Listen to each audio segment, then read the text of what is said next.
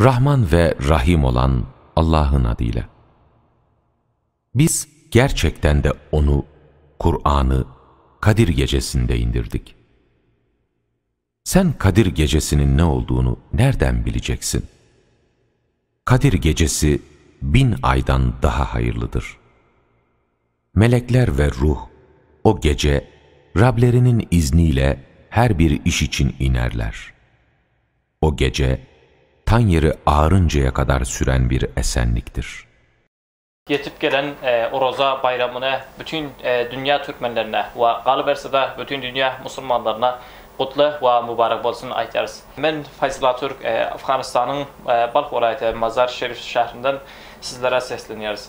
Ve elbette bize tomaşa etken hemmelere yine hem bir bar salamlarımızı yollap bugünkü programımız elbette Hayt bayramı ya da Roza bayramı doğrusunda ve elbette Afganistan'da Türkmenler bu bayramı nadip karşılıyor ve ferhengi, külturi kaydaları, nahili zatlar bu doğruda elbette gepleşik geçecek. Mehmanımız hürmetli Ustad Gulam Sahi Muhammedi Cenabları.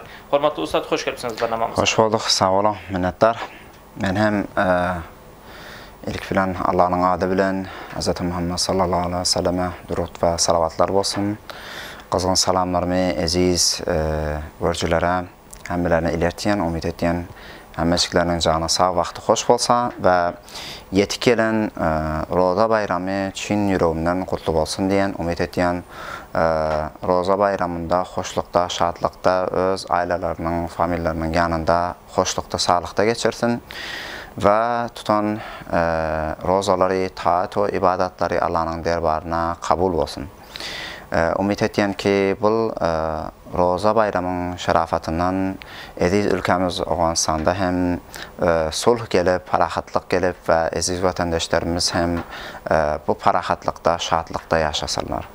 Sağ olun, minnettar, Allah razı olsun. Aydınız gelsin Ustad. Ustad, elbette birinciden aydıp gelseniz bu o Roza bayramlarında Afganistan'da Türkmen milleti yani Türkmen'de şehirde yaşayanlar veya da etraflarda yaşayanlar kültürleri nahile, neme şadlık şağalanıp geçiriyorlar bu bayramlarda aydıp gelseniz. Bilişiniz yani Roza ayında taat ve ibadet bilen geçirip Roza ayın öde ozalı rahmet, sonu mağfiret ve ahire hem cehennem otundan kurtuluş bir ay bolanı için bunda taat ve ibadetler bilen geçirilen son bizlerin iki kette aydımız var. Biri Roza ayet ve biri Kurban ayet. Roza ayette hem özüne degişli köp bir desturlar var, resmi ravaçlar var.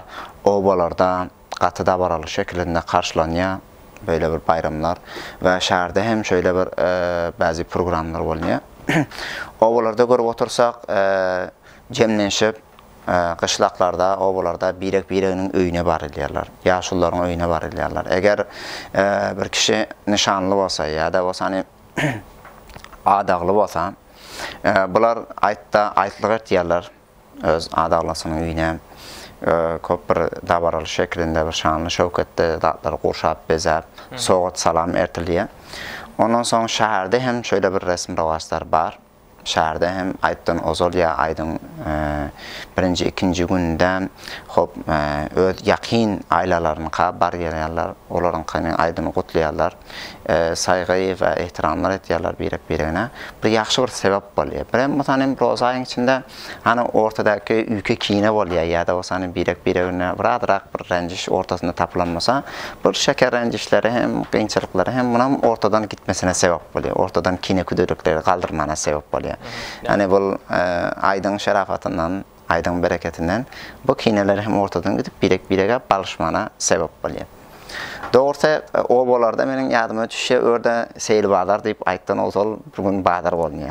Hani çağalar, ataları bilen ya da doğanlar bilen, böyle ağalar bilen gittiyorlar seyil bağları. Oradan görüyoruz ki rakam yumurta uçturmak var. Yumurtanı birek-bireğini uçturup adet ediyorlar. Köp bir yaxşı şekilde geçiyor. Seyil bağlardan mayda çağalar aytlık için bazı soğutları, kayıtları satın alıyorlar. Atalar alıp veriyorlar. Ayt harcı deyip kettiler, pul veriyorlar. Ayttan ozal barıp seyir barda dalar yana.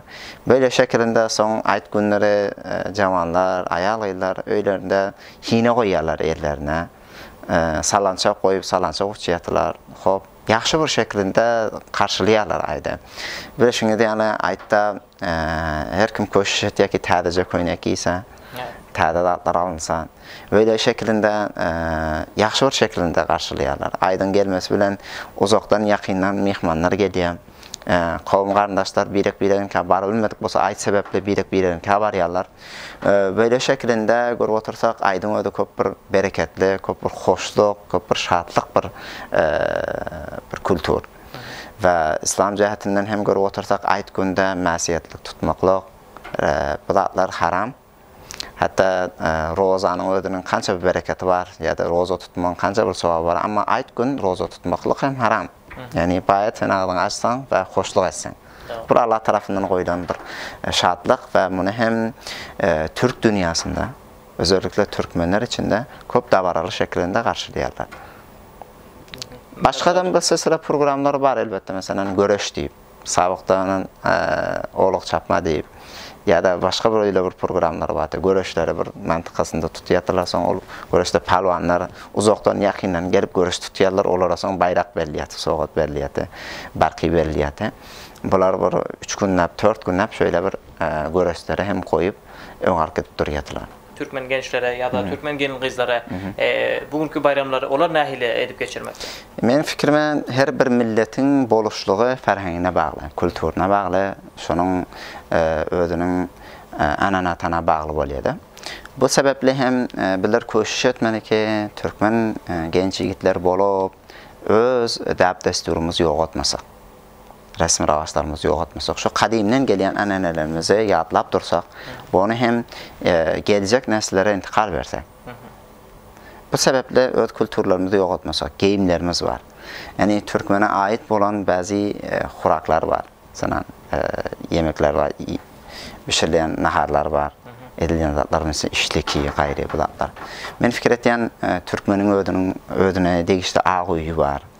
Ya da o sanayım başka bir sesle ölülerinin giydiğin giyimleri var, doğunu var, daha var. Şu ayet günlerinde şu ferhengi zatlarını canlı şekline saklayacak olup, şunu yoğutmayacak olup, ortadan gidirmeyecek olup, şunu köşk etmemiz gerek. Ve bir hem ayet günlerinde çok bir hoşluk günleri, harakatlık günleri. Ayet günlerinde bizler şu ortadaki azıcık hem kine kudretlerimiz olsa, kıyınçılıklarımız olsa şunu yoğutup ortadan hoşluğa sebepler yani odur bilen öldüğümüz eklemesek. Eğer bizler kiçme yaşlılarımız köprek ihtiram edip barsak yani bir taraf. Şu kıyınçılıklar ya da ortadaki azıcık kine kudretlerimiz olsa da şunu ortadan kaldırsak. Evet, doğru. Ustad aydı öttünüz elbette her bir yiğidi ki bolsa, Türkmen yiğidi ki bolsa öz ferhengine, öz kültürüne bu bayramlarda saklasa deydiniz. Elbette geçenlerde deysen Türkmen milletinin yiğitleri bayramlarda mesela öz kültürü bilen yani öz doğunu bilen, gibi bilen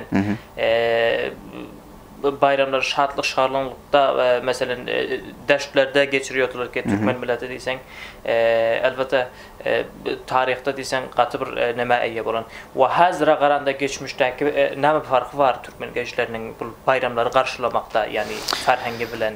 Şöyle, indi qara otursak qıynanç bilen etiyaz bizlerin ülkemizde qıyınçılıklar köp. Görüyoruz ki parakatlık ortadan yok bolandan sonra günde uruş, cencal, ölüm, yetim bu zatlar hem köp.